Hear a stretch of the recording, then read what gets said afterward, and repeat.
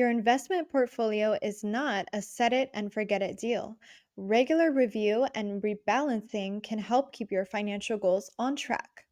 Welcome back, everyone. I'm Sophia Yvette, co host slash producer, back in the studio with Cody Stansell, Senior Wealth Advisor for Steadfast Wealth Planning.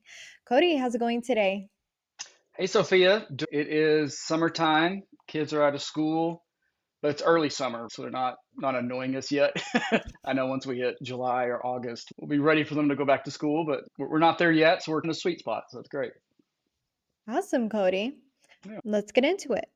Cody, smart investing is more than just about picking stocks, it's about staying proactive. Let's talk about how often people should revisit their portfolios. So, Cody, how often should I review and rebalance my investment portfolio? Yeah, great question. Two different factors there, rebalance and review, a little bit different. Rebalance is a term we use in our industry quite often, but I think it's confusing to a lot of clients. A lot of times I'll tell them, like, yeah, we rebalanced your portfolio. And okay, cool. What does that mean? Rebalancing, in essence, is just buying low and selling high. It's just bringing your investments back into alignment. And what I mean by that is to give an example, like a simple example. Let's say your 401k is $100,000, right? Just to make the math simple. And you've decided to invest them in two mutual funds, one 50%, the other 50%. Naturally, over time, one mutual fund is going to make a little bit more or do a little bit better than the other one. They can both do well, they can both go up, but naturally, there's going to be one that does a little bit better than the other. And they won't have the exact same performance and return. And FYI, if they do have the same return, then you should have just bought one of them because they're doing the exact same thing, right? One of them's going to do a little bit better. So naturally, let's say your balance grows from 100,000 to 110,000, but one mutual fund, once again, since it's done a little bit better, it's now naturally 55% of your overall balance, and the other mutual fund is 45%. So rebalancing is just a practice of bringing those allocations back into that 50-50 mix that you originally bought, right? So what you're doing is naturally selling high. You're selling some of the 55% mutual fund and buying some of the 45%. So naturally, rebalancing is just, like I said earlier, selling high and buying low to bring those balances back in line. We rebalance portfolios no matter where your allocation is, at least every quarter. So 4 times a year. That's just practice in our industry. But when we do have volatile times in the market, like we've seen so far to start this year, 2025, there's more volatility. So there's more opportunities to naturally buy low and sell high by rebalancing your portfolio. The second part of that, so rebalance and review, obviously the second part is review. And how often should I review my investments? In my example earlier, this is where you did 50% each into those two mutual funds, but they grow to 55 and 45. When is it time to reassess? Okay, should I stay 50-50? Should I stay 55-45 or 70-30? Reviewing those investments and deciding what your overall allocation is, that's different than rebalancing, right? So this might surprise a lot of folks, but you actually should review your investments less often than you think. It doesn't do you any good that every week, every Friday, you're changing your allocation, hearing the noise, whether it's the internet or the TV, and drastically changing your investment allocation once a week or once a month. So you should feel convicted in your decision of, okay, I've done the research, I feel confident, I should have 50% in this mutual fund, 50% in this mutual fund. And unless something changes with the economy or changes fundamentally with the market, that's where reassess and, okay, instead of 50-50, should it be 60-40, or should I replace one of these mutual funds entirely and bring a new mutual fund in? So I would warn folks, don't do it too often.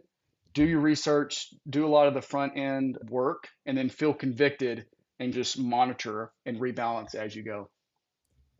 Now, follow up question for you. What are the risks of not reviewing your investments regularly? Yeah, so great question. On the flip side of that is set it and forget it. It's 5 years, 7 years down the road, and you haven't looked at your 401k or your investments the entire time. Don't do that either, right? We don't want you to just not look at them. So honestly, every year it's a good practice just to go in. I have a lot of clients that, like I said earlier, check their balance every Friday. They log in.